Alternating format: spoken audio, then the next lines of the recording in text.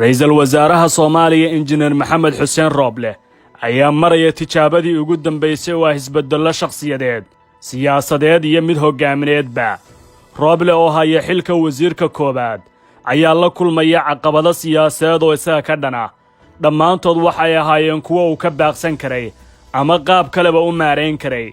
Dhacdooyinka uu soo maray ayaa ahaa inta badan kuwo ku timid habta hogaamintiisa oo sida leexada hadba dhinac u ruxmaysay.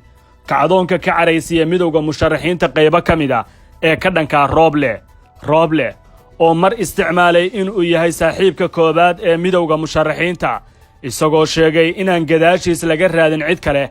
Mar sidoo kale u muuqday nin la safa Deni iyo Madoobe oo isagoo dhabarka xijiyey saaxiibadiisa siyaasadda ayaa haddana wejiga ka dadbay mar kale Farmaajo. Dhammaan intaasoo isbeddelo ah waxa uu maray sidii u muujin lahaa inuu yahay ra'iisul wasaare shaqaynaya oo awoodda iyo talada isagu leh, balse dhanka kale ficiladiisa isburinaya. Mowqifkiisa siyaasadeed oo aan caddayn ayaa keentay in kooxdii aadka isugu haleynaysay inuu doorashada dhankooda xijiyo ay ka weyday wixii ay naawilayeen, waana ta keentay qaylada iyo dhawaaqa ka dhankaa ee maanta qarxay dhowr darafna ka yimid. Dhawaqa iyo sawaxanka taagani waa mid sii kordhi doona sida ay qabaan dadka hilaadinaya arrimaha siyaasadda. Xooggiisu waxa uu ka bilaaban doonaa siyaasiyiinta lakoontada siyaasadeed ah, ra'iisul wasaare Rooble oo laba garab u kala jabi doona. Asalku waa in badankood kuraasta golaha shacabka ee laga bilaabay deegaan doorashada Galmudug ay ka arkeen ifafaalaha muujinaya in damacoodu uusan ka shaqayn doonin dhuusamareeb. Haddii ay hore raalli ka noqdeen in dowlad goboleedyadu qaataan awoodda doorashada iyo maamulkeeda, hadda oo fulintu bilaabatay waxa ay dhagaxtuur ku wajahayaan Rooble oo ay doonayaan in ugu yaraan u dhaho hadallo kooban oo kuraastooda culayska ka dejin kara. Midowga musharaxiinta qayb ka mid ah sida ay horey ugu sumadeeyeen Farmaajo eedo iyo dhacdooyin siyaasadeed iyagoo kala saaraya xukuumadda iyo madaxweynaha ayay mar kale ku shaabadeynayaan Rooble isla arrimahaasi. Isdiidooyinka socda xaggee ayay ku dhammaanayaan? Rooble isaga waxaa guul siyaasadeed u ah in doorashadu dhaqaaqdo, dalkuna kala guurka ka gudbo. Qaylo kasta oo ka timaada musharaxiinta hadda joogana uma uu joojin doono, sababtu waxaa istaagaya howlqabadka ugu weyn ee xukuumaddiisa laga rabo waa tubta doorashada.